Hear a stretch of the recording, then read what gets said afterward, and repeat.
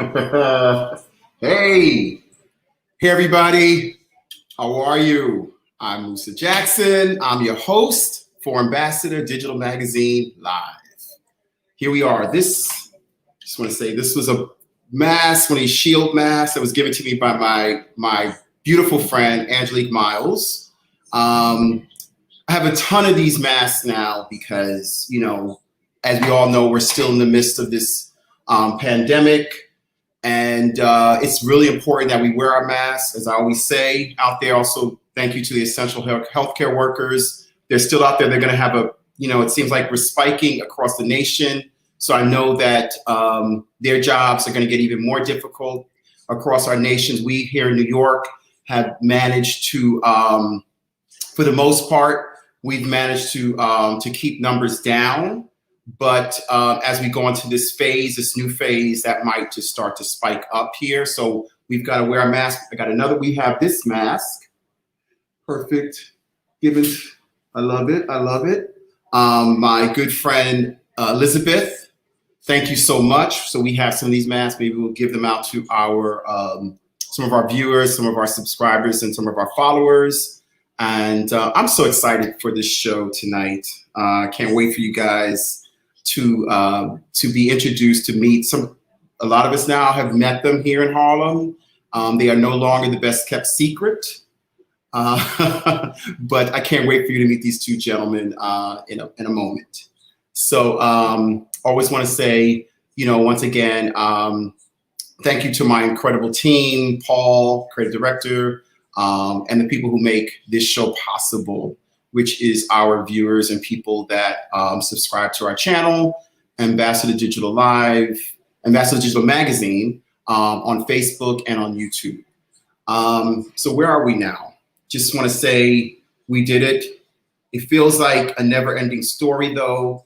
As we're here, we made it. We voted. We have, as I said last week, we have the president. Actually, no.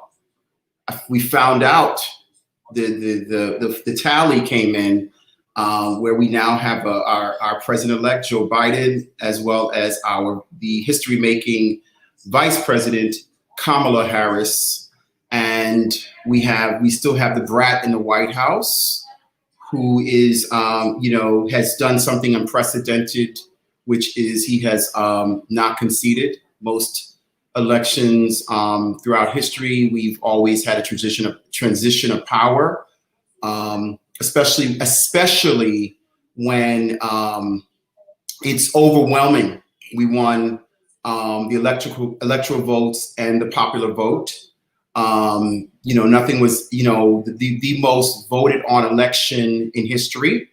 I guess that has thank you so much, Myron, for saying that. We love our mask too. But the most voted on election in history, obviously clear, who the clear winners are. Yet, I guess because of his base, he is, along with the Republicans, the disgraceful Republicans who are now rallying behind him and actually not honoring our president-elect or our vice president. As far as they're concerned, the election has not been called, which is preposterous.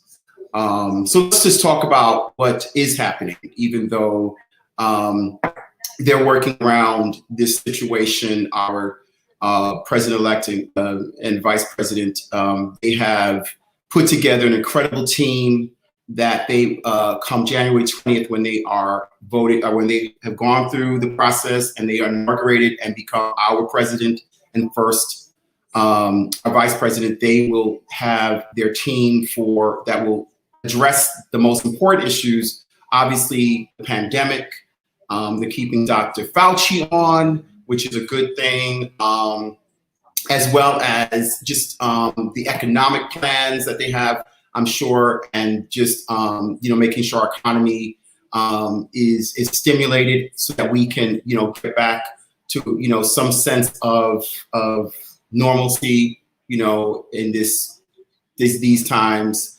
And even though they're being hindered without knowing certain things about national security, because once during this transitional process, normally the president-elect has all of those, is given privy to all that information, which they do not have. But they are, of course, taking the high road, which, you got to. A part of me, the one part of me says to do it, other part of me, the hood side, the Harlem side is like, what I want to say. The high road, I want to do a few things that will not be taking a high road. But with that said, I want to say thank you to, going back, I want to say thank you to Stacey Abrams.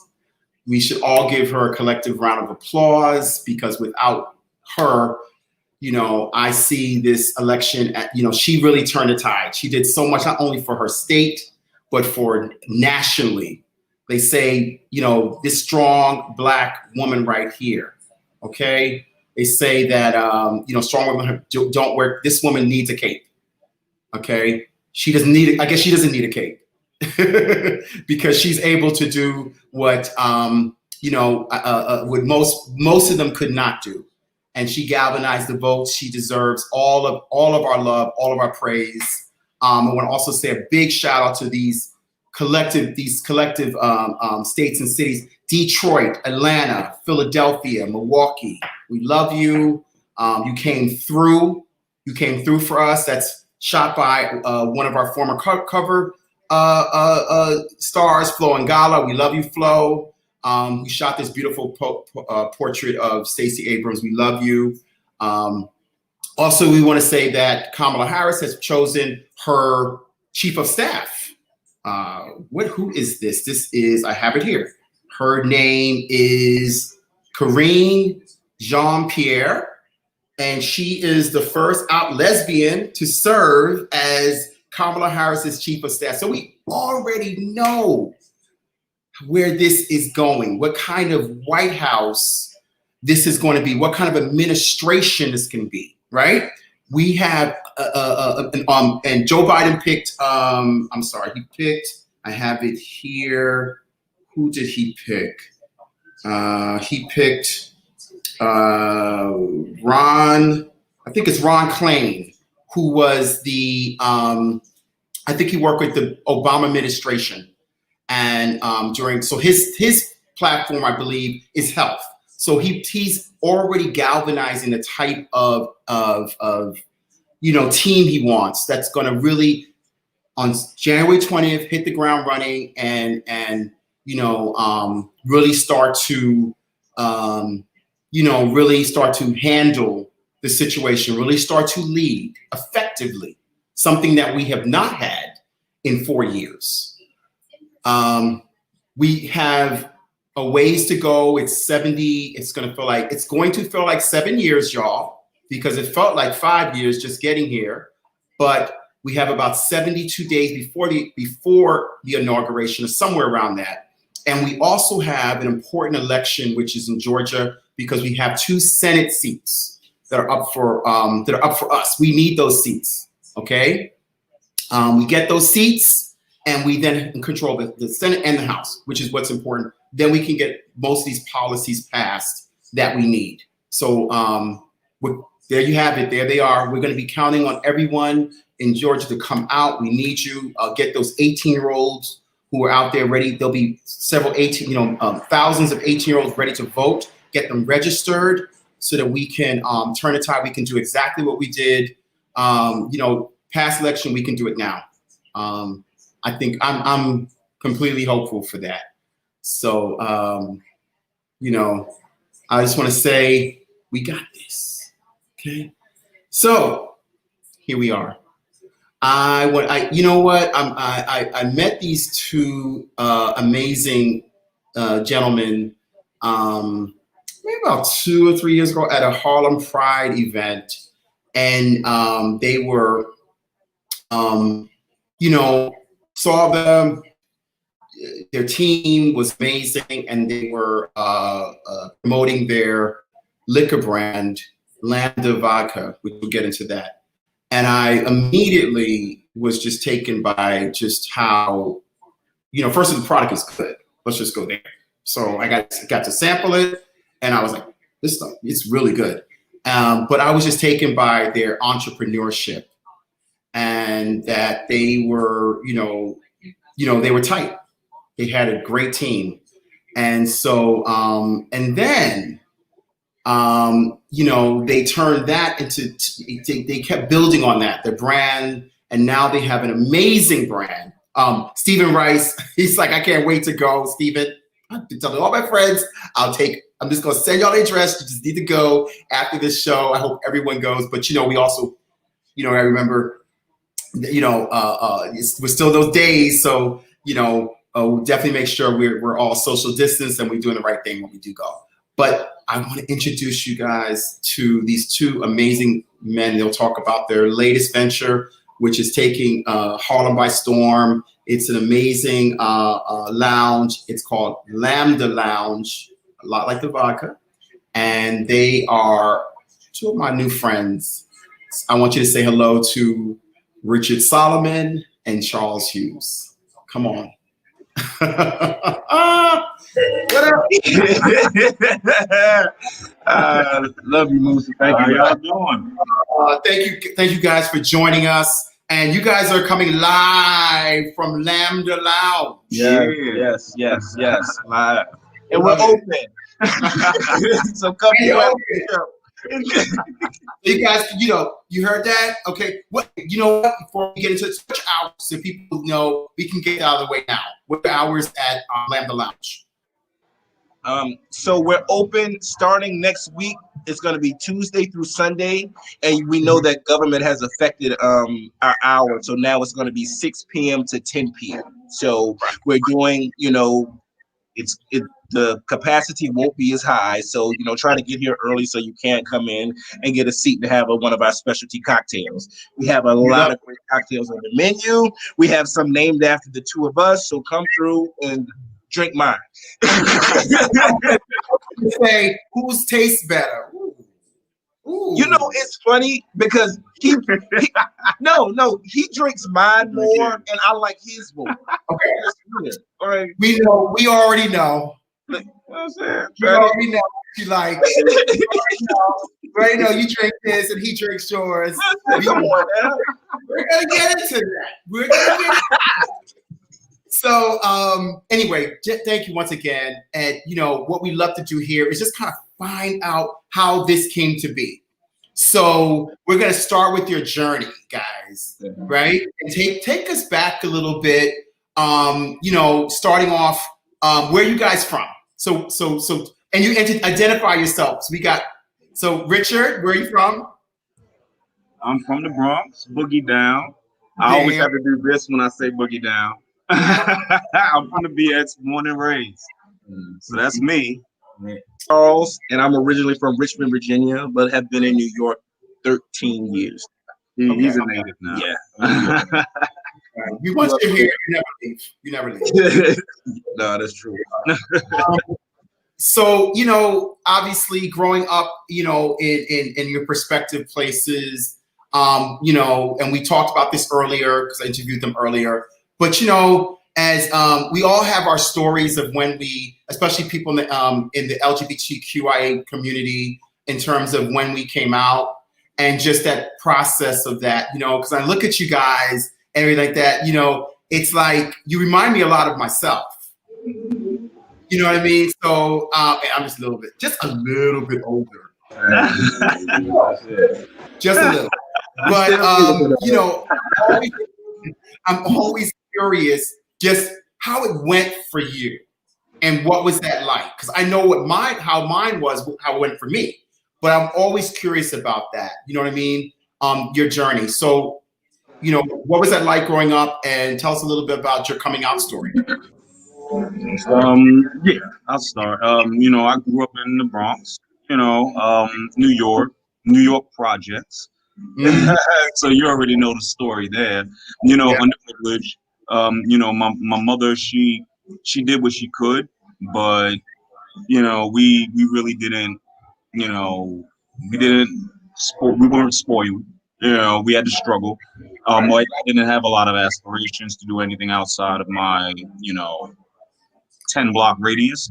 You know, I was just trying to survive and make it cool. You know, so you know, coming out for me, it was very simple. You know, my mother, we were very close. So she it was one of those mothers that kind of knew before you even said anything, you know. So as I was coming out, she was like, boy, I just want you to tell me what it is. I already know what it is.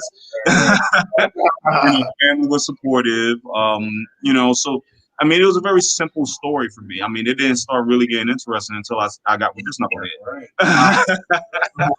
You know, he stirred stuff up, you know. I was just trying to pay bills. Right. Yeah. What about you, Charles? What was it like? My journey was completely different growing up. I'm from the suburbs, so you know, I'm not too knowledgeable about, you know, the projects and things of that nature. I grew up in a very sheltered environment. You know, family was very religious, Southern Baptist, so you know, homosexuality wasn't as accepted as it was in large metropolitan cities like New York City. So my journey was very much a secretive type thing where, you know, I'm hiding behind girls, and you know, once telling my family, my mother actually, she really wasn't on board with it until I became, you know, mature enough to kind of, you know, let it be known that, you know, this is my lifestyle and you have to accept it. Right. Until she met me. I bring it out of all mothers. Of course. How could she deny these cuties? This cutie right here. You know, listen, I got a lot of, like I said, a lot of my good girlfriends and my guy friends are like, oh, they're cute. Listen, I know. Oh my God. I know. I'm young now. Look how good you are, right? We look like babies. We look like babies. You look Like Musa, the joke is that was last year before we started this live.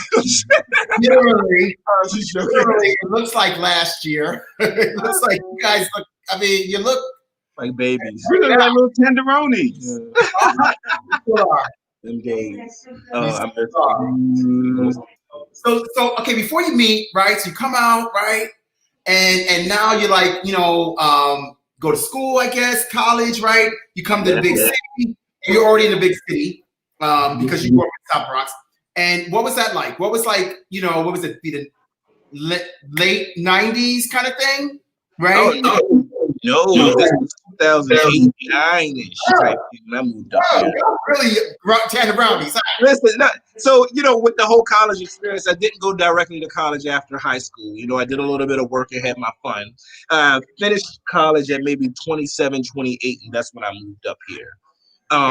27 is when I moved here, I think it was. And moving here, you know, from the South, it's about the flashing lights. All we wanted to do was live, eat, breathe New York City style, fashion, swag, everything. So of course I wanted to move here and work in marketing because I majored in marketing. And I got here, I worked a marketing job. I did more partying than working, but you know, that's what people in my age demographic do. So that's how my experience was, you know, live for the weekend. Right. Richard, because you were already here. So you kind of already here. Yeah, I'd already been broken up. There was teens, there was 20s, there was early 20s. Man, right? I already went through my party phases. When I got with him, I was still going through the same party phase. You know, I was still being a thought.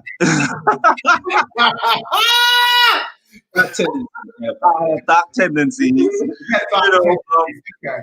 All right. But you know, I still was at that point where I was still looking for a boo. I was still looking for a boo thing. Okay. Ended up being my boo thing. Okay, so then how did you two meet? So I had a friend that I came out with in Virginia, and he already lived in New York, so I ended up becoming his roommate. And Ricky was one of his best friends. And from day one, I just knew that Ricky was gonna be my man. Like, so I had to chase this brother, man. Like, you know, we went on one little date, and I guess I didn't put it in the way I was supposed to. So then after that, it took about a year, and he just came around, man. Listen. So how come it took a year How come it took we're gonna call, okay, by the way, what is your like nicknames for each other, your pet name? What is it? I want to hear it. I want to hear it. The dreaded question. So I'm gonna tell you what he calls me, and he gonna tell you what I call him. Okay. He calls me Monkey. Because he said I got a monkey back. So that's not a sexual thing. Or is it? Hey. No, this is a no, whatever you call him is what you call him. Now what? Now, Monkey or Child. What do you call Richard? He calls me Mama. I still to this day don't know why, and I don't know where it came from. I just started calling you Mama. So your mama and okay, got it. All right. And nobody else is calling him that but me. You know, that's love. That's love. Because you know what? Anybody call me Mama? They getting breakfast in bed. Okay. So okay. So listen. So okay, then I gotta ask you a question. I'm gonna say Ricky. Why did it take a year, and what was that like? Because I'm only going through the steps because there's a lot of guys out there. They want to know this is taped, so they can go back and look at this. There's a lot of single brothers out there. They want to find that mate, and so why did it take a year? I was being a thought. Oh, you being a thought, right? Yeah, Okay. I was being a thought. I was out here partying. I wasn't looking to get serious with anybody, and I could kind of tell he was looking to. Yeah, man, I'm almost 30 years old. I'm ready to settle down, have some kids, have some children. I wasn't ready. I wasn't ready for that. But tell him the story. How I get you though? How I get you? Oh, let's talk about it. How did he get you? So after I made him wait for a year, we met up at a party, and At my house, at his house, at his crib. And everybody had cleared out. I was gonna crash because the mutual friend connection. It was at the mutual friend's house, so I was gonna crash. And he walked out of the back of the room with basketball shorts on and a tank top, looking like the trade. looking like Trey. You know what? He looking like Trey. I was like, oh, Like, damn. if I had known that's all it took, I would have worn that on the first date. Like, okay, this might work. And that night I was like, okay, I'm over here. And we never split since, man. We lived together since I think maybe a month into us dating, we were living together. I haven't been able to get rid of him since. Yeah. So how long are you two dating for? Dating before marriage? Yeah, before marriage, yeah. 8 years. 8 years. Yeah. And so you've been married now for 4 years, correct? And December it will be 4. Yeah. Oh, December before, okay. And what was that like? Did you do the whole, So we were, we were planning to do the whole big win and invite 100 people. That price tag right there. Yeah, and we were just starting the whole liquor process. So, it was kind of like, well, do we want to invest in our future with the Spirit brand, or do we want to invest in people coming to see us jump a broom? So it was kind of like, we just had his mother and my mother at City Hall. We went out for a small dinner afterwards with friends, and that was it. You guys are smart. You are smart. You already, before you even got married, you're already investing in your future. So tell us about, which is awesome. So I think I'm saying these things because I think anyone watching, this is how you start a business.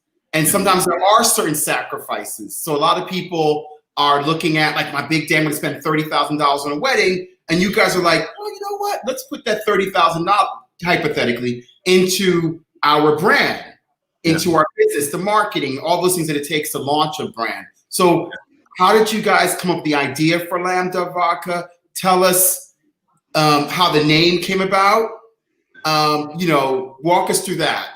Okay. So on top of being married and owning business together, we also work the same 9 to 5 at the same company.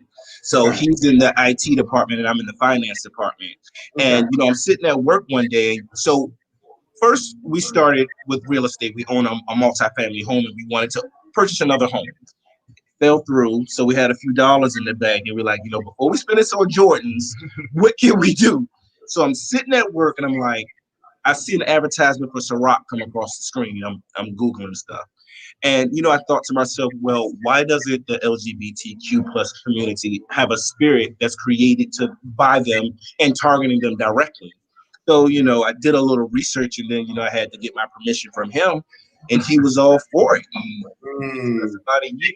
And voila, all the red tape. And how did the name, why did you choose the name Lambda? Tell us about that. We were going to go with Rainbow Vodka. Very, very on the nose, very cliche. So we actually were going forward with it. We were doing a trademark, and they came back and said, "Oh, there was a rainbow rum, so you can't do Rainbow Vodka," which was kind of a blessing in disguise. Because I would have hated Rainbow Vodka. I wouldn't have liked it. So I went in ahead and we started back at the drawing board, and I did some research and found out that in the 70s, during the Stonewall Rebellion, there was this gay organization, I believe in London or something like that. They used the Greek lambda symbol to signify gay liberation during that time in the 70s. So it was kind of the first symbol used before they decided to use the gay flag. I thought that was dope. So I was like, you know what, we're gonna call it Lambda. Yeah. Call it Lambda Vodka. And when he brought it to my attention, I was sold. I was like, it had a story behind it. The symbol looked sexy. It was nice and pink. I even think it's the same reason why Lambda Legal uses it. Don't quote me on that. I don't know, but I think that's why. Lambda Legal. Okay. Yeah. Wow. And a number of organizations. Yeah, a number of organizations use it for that reason.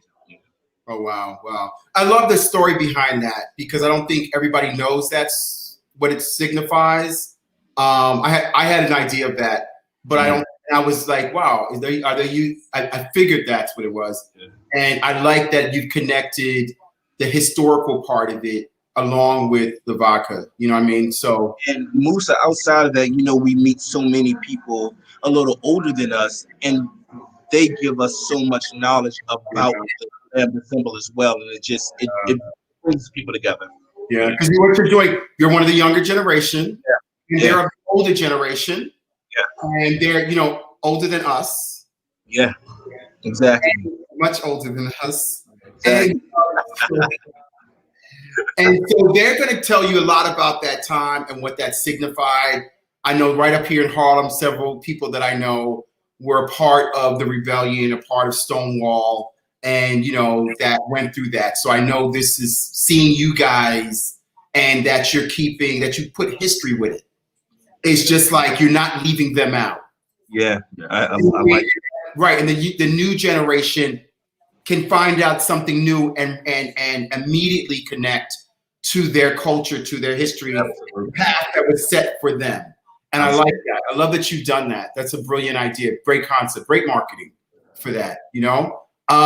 So tell us about this is the journey of a business owners. How has it been? How was it for you guys being a liquor brand? Because I know people out there want to have their own spirits, their own products, and might think it's glamorous, and that it's just it's just going to be you having martinis.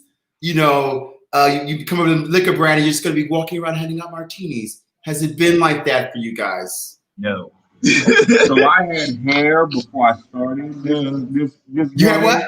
You had hair, right? Hair. It's all gone now. But Musa, the journey, it was fun, but first of all, you're a new brand.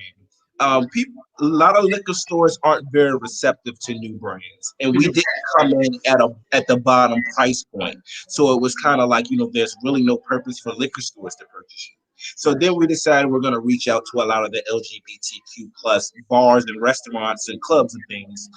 the majority of the spirits that are purchased there are the well vodkas, which, you know, their quality is a little lower. So once again, we have a price point that it doesn't benefit, you know, them for purchasing the product. So then we kind of found our niche with working with a lot of the organizations within the community. And that's where we saw, you know, our representation and people reaching out to us started to increase a lot. So, I mean, every weekend, you know, Ricky and I, we're Thursday through Sunday, we're doing events from 5 to 10 o'clock. And, you know, we started to make our way throughout a lot of organizations, not just in New York, but we were in Atlanta, we were in LA.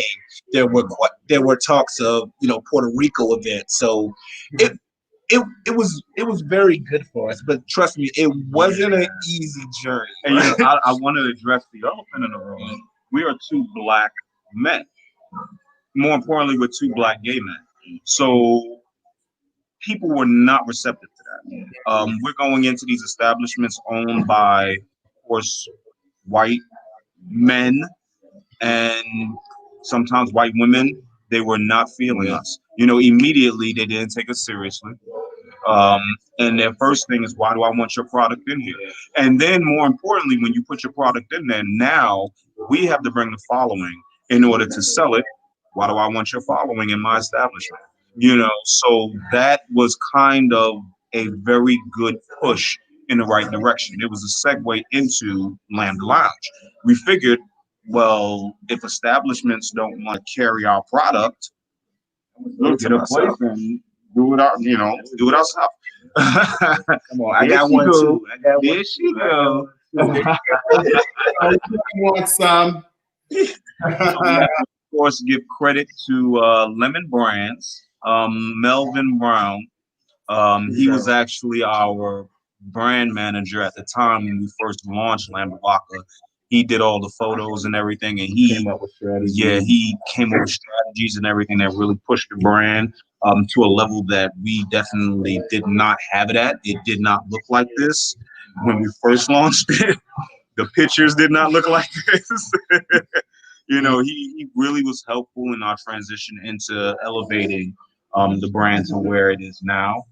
You know, it's been a really dope, you know, journey. Tell me about that. Like, you know, when I hear you guys talk, I hear you talking about the support from, you know, certain organizations and then certain individuals. How important, you know, I'm just doing all this to give people step by step. How important is it to have, you know, support like that? How integral to your business was it to have that kind of support?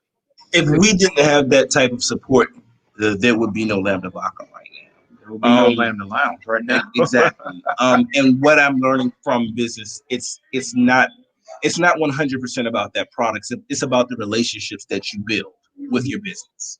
And you know, we start with one person, another named Richard Pelzar. Every event he would get involved in, Richard called Lambda Vodka. Listen, I mean, we could literally name drop all day long. We could name drop all day long. There's been so many people involved in the elevation and the creation of everything involving Lambda Vodka and Lambda Lounge. I mean, we did all the hard work, but yeah, I love it. I love it. I mean, people came out very, very.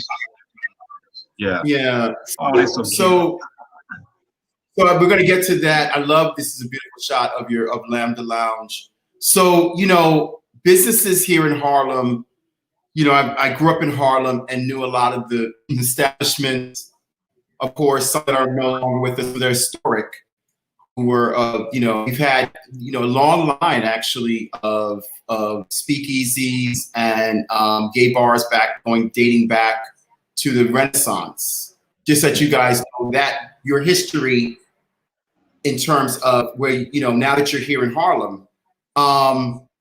So why, you know, restaurants aren't easy. Bars and lounges are not easy by any stretch of the imagination. Why? What was the impetus to doing a lounge in Harlem? I may have to take credit for that. You know, I'm a New Yorker. I grew up in a time when, or I came out at a time when the black gay man had a number of choices. Chi-Chi's, Two Potatoes, Luke and Leroy's. You know, I came out at a time where when you went out, you had a lot of choices. They're extinct now. They got rid of all. There's no place for us to go. And I remember telling him, probably about a year into, you know, us being together. And of course, it would take him to remember this. But a year in us being together, it was like, I always wanted to open an establishment like Chi-Chi's. In Harlem. I always wanted to have my own place that I can roll up to and have my friends in, and it's a safe space for, you know, queer people of color. That's what I've always wanted. And, you know, it brings me to another point, you know, here in Harlem, you know, we were at an establishment and we were hanging out with friends. It was a straight establishment. And the guy that was doing the music, the DJ, he stops the entire party and he says, you know, men don't dance with men here, you know. And I'm like, in Harlem? You know, it's like, you know, this is I don't even remember when it was. It might have been 2018, but it's like we're still dealing with this in 2018, you know. That kind of solidified the reason why we decided to, one, do a gay establishment, and for one, to do it in Harlem, because it is sorely needed in Harlem. People constantly ask, why a gay establishment? And it's like, why not? We literally have nothing. You know, we have, you know, there's another establishment, but there's enough room for everyone. There's enough room for both for everyone. You know? And I would like to add to it, in my New York gay journey, the only places that I would go is I would have to follow a club group. And it would only be one night a week. Tuesday we're uptown, Wednesday we're downtown, Thursday we're in Brooklyn. We wanted a place that would satisfy our community's needs 6 to 7 days a week. And that's why we created the location with the comfortable lounge chairs, because we don't have a location where you can take your friend on a date and feel comfortable maybe touching his hand or kissing him on his cheek. Every community should have a safe space to go. And that's one of the reasons that we did create it in Harlem. I agree. You know, I'm hearing, you know, it's interesting that you said that, because I was like, that person who said we don't dance with each other here, I said, I'd like to meet that person. They ain't met the Harlem ambassador. That was pre-COVID. You already know. Open a lot of these joints up here in Harlem. You know, with that said, everything that you said, you're absolutely right. I think that this resurgence in what you're doing in terms of with having a safe space, a place where you can go hang out with your friend, with your lover, you know, your good Judy or whoever. You know, you want to have a space like this. You know, I've been there, guys, and been watching, and it's a beautiful space, what you guys have done with it. You know, I know it took a lot to put that in there. So how did you find the location? How did that, you know, now let's talk location, how you found it. And let's take us from there. So, you know, you have this idea to do a lounge. I don't know if you have enough time. Well, give us a short version. It took us about a year. We scouted locations in Harlem. Some of them fell through. Some of them we just didn't feel. We settled on this one. It was already built out. It already had a reputation. This space used to be the old PJs, That's right. Which did not have a very good reputation. But the old PJs, it was pretty dope. You know, we came in, we did what we did. It took forever to get the liquor license. It took an entire year before we actually was able to open the doors. And then the moment we get ready to open the doors, Miss COVID comes. But then on top of, you know, the year of looking for locations, we didn't have any business sense on negotiating contracts. So, you know, the initial place that we were looking at, they were asking for an astronomical amount. And we're kind of like, you know, we're talking to people on YouTube and things, and they're like, y'all have got to be crazy. And, you know, we're like, what? You know, it's like, we don't know. So it's, you know, the trepidation with signing things sometimes, and then, you know, really asking questions. So that also increased the amount of time to actually sign a lease. Right. Wow. So now that you open down, right? How has it been since you've opened? And so you opened the lounge during COVID, right? Our grand opening was supposed to be in April, but due to COVID, we never got the opportunity to open. So when government allowed outdoor dining, we had to restructure our whole marketing plan and start to buy tabletops for the front and, build sectionals. And keep in mind that we hadn't built the reserve. So, we're robbing Peter to pay Paul to try to get all of this stuff together. But Musa, when I tell you, the community has definitely shown out. We went from being nervous about people not showing up to the point where it's like, Lord, please don't let all of these people show up this weekend. Because we want to let everybody in, and sometimes you just can't let everybody in. Listen, I was there. Yeah. Y'all know everything they're saying is true. I was just, gosh, time seems to fly by. I was just there this weekend. Was it this weekend? It was this weekend because this was when we found out about the election and people just came out. Right. So I came out with my friend, and I'm like, I got this, y'all. Of course, you got to the whole nine. Which you guys are great. You were like, we got, did you already show up? I said, no, it's going to be reduced to a certain limit of, and it was a lot of people. So I noticed that that you guys have been doing very, very well. I've been hearing people that I know. My best friend, who has a country house. He lives here, but he has a country, Yeah, I have those best friends. Who's been to Lambda. I didn't even notice. He on a skate tip. And he told me, Murphy, I'm calling you out. I don't care. I'm calling you out. You could have and I'm telling him something. Of course, I'm in Harlem, so I'm always telling them the new stuff. I'm like, oh my God, there's a new place in Harlem, and I'm gonna take you there. And he's like, Lambda. Click. I'm like, what's that? And he's like, Lambda. We were there. The other day or whatever, and I'm just like, oh yeah. So you guys have gotten all the way. The word has gotten out. Tell us a story about, it's gotten so far, even when it's all the way to another continent, from what you told me. Yeah, we had someone stop by the other day. This gentleman was sitting in the front, and he pulled me over. He's like, I'm from Africa. I'm like, you're from Africa? Like, okay, that's nice. Like, thank you for being here. He was like, no, you don't understand. He said, I came from Africa because I read about you guys, and I came specifically for you. Like, I'm sitting there like, he's like, yes, your reach is all the way in Africa. It was mind-blowing to me. It was mind-blowing. And this guy, he made references to meeting President Obama, and he said, we were on his to-do list. And it's just like, when I tell you, if that's not a humbling thing to say to somebody, nothing is. I mean, a couple of things here. The fact that not only the fact it's another continent, but the fact it's from Africa, which is so, in terms of being from LGBTQ, you know what I mean? They're not the most receptive situation over there. He's cute. That's my best friend, Sheree. He's single.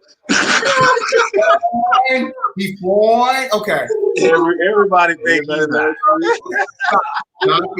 Yeah. Like he all right. All right. You more than all right, Sheree. Don't listen. Anyway, and I love your staff. I love this staff. I got to meet Todd, right? The bartender. Love him. And a few others. So, you guys, now that you have this space, right? What do you hope to do with it, and where do you see it going you know, now that it's open? What's some of the plans? So you Expand. We can't stop here. Our community needs more. You know, we're looking to expand this location. Luckily, we have a space right next door that, you know, we would love to be able to collaborate with them and possibly expand into their space, you know, if they would be open to it. Also, we're looking to capitalize on, I hate to say it, the loss of a very long time space in Brooklyn. Langston's, you know, is no longer Oh, that's there. a good I one. believe it was this year or last It year. was last year. Yeah. Yeah. So that's a market that we definitely think that we could reach out to, as well as not just in New York City, but we're finding out that other states don't have Black-owned LGBTQ locations, and Right. you know it's amazing to me that we don't. But even outside of, you know, opening brick and mortars, we want to expand our liquor brand as well. So, you know, the next step with that, we're gonna try to go into a Cavassier. So we want something that, you know, if you want a vodka, you have a vodka. If you know you're a little more mellow, you have a Cavassier to, you know, to drink as well. So those are the two things that we see our business going in the direction. Well, you're obviously building. You're obviously well supported, and you obviously are on to something in terms of you're on to something, and that's a good thing when you've caught the attention of your consumer, right? And so I know that's really important for you guys when you're talking about marketing, that especially in this time, what might you say to you know, other brands that are going through it because of COVID? You know what I'm saying? Because right now, like you said, their you know, hours are cut, you know, space is cut in thirds or whatever it is, the space is limited. So what might you say to other brands that are out there? I would say during COVID, to be adaptable, because what we're finding out is, you know, the rules will, there'll be one way this week and there'll be another way next week. So you have to be able to be adaptable.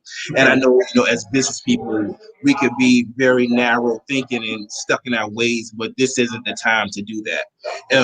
If, you know, your crowd is from 12 to 4 a.m., now it's time to think maybe you might need a brunch crowd or something like that. Those are just little things that, you know, I see that needs to be thought out. And be patient.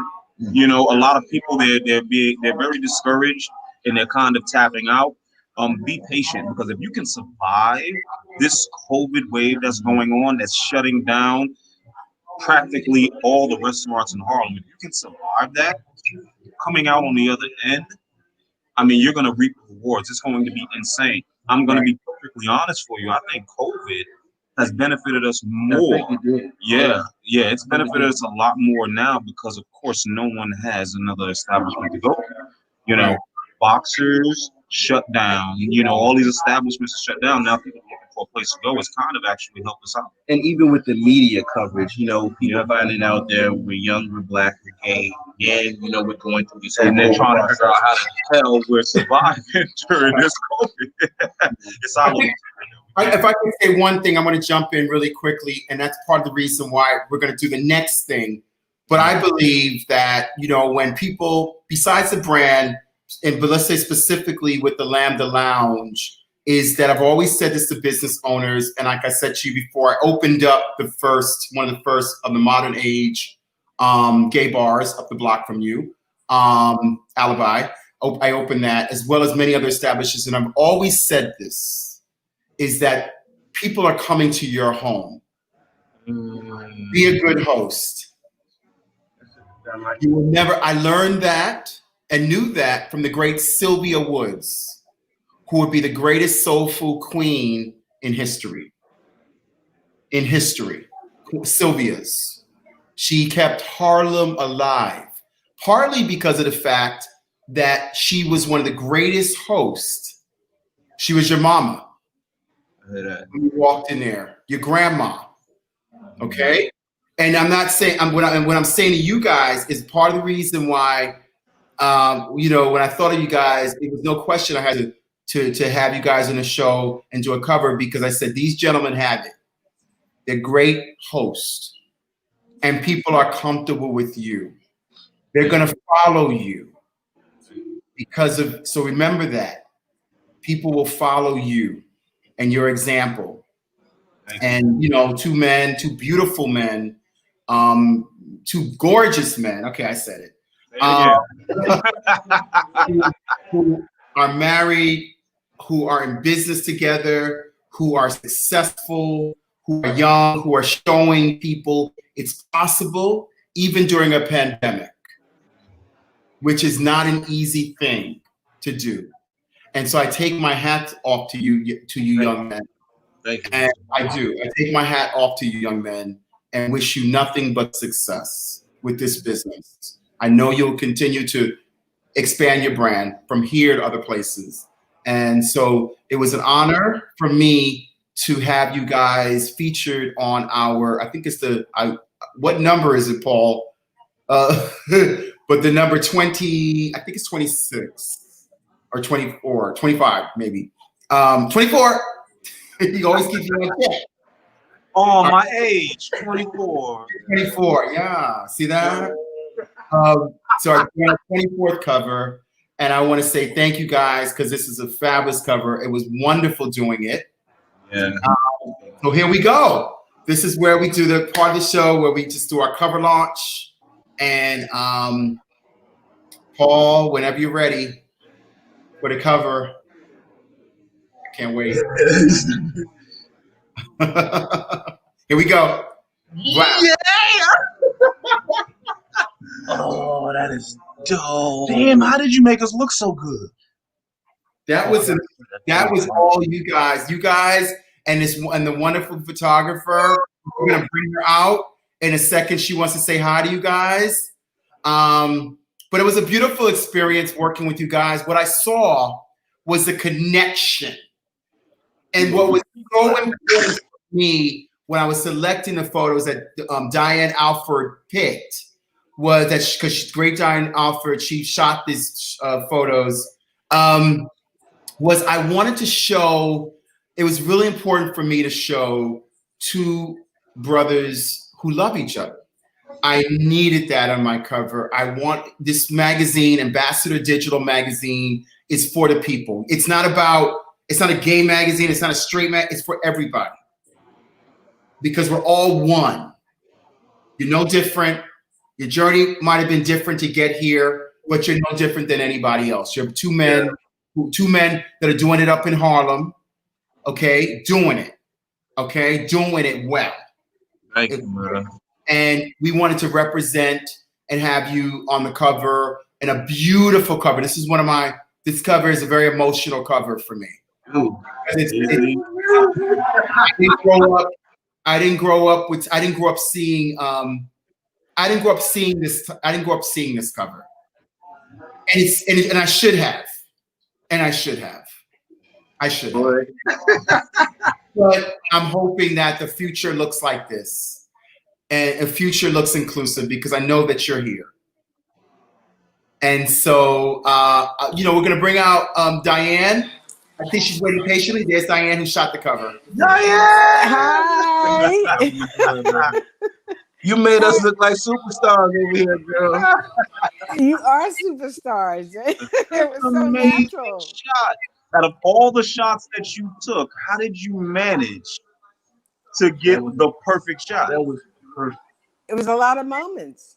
There was a lot of moments between you guys. I mean, you guys are naturally loving people or a couple toward each other. And, once we were set, I was just shooting moments, lots of moments there to capture. Yeah. So you guys are great. The cover looks great. Thank you. It does. Guys and Musa, fantastic. I'm so excited. And it's so funny with us, I hate being in front of the camera, but once we opened up, y'all got us open. It was just like, all right, I got this. Right.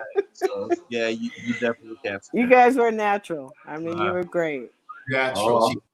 She's so right, you guys. You guys, when you guys are together, it just you just had to step back and just it was capturing moments. I saw Diane capturing moments.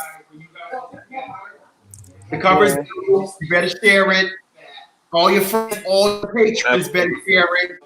Absolutely. I want to see it all over because this is what this is a representation. When we talk about representation matters. When we talk about representation matters, well, here you are. That's beautiful. This is beautiful. All I can add is you two look amazing. Thank you, man. Thank you. I definitely did that. I can't wait to send this to my mama as soon as we get off these interviews. I mean, that makes us happy. That makes us real happy. Thank you so much. Once again, we're happy for you guys. And this is the time of the show. It's been an hour. Yeah. Here we are. Now, you know what I want to know? I would like to hear from you guys. We're talking to some young queer person of color who may be out there and come across this clip and sort of see that you guys, what might you say to them? What might you say to them?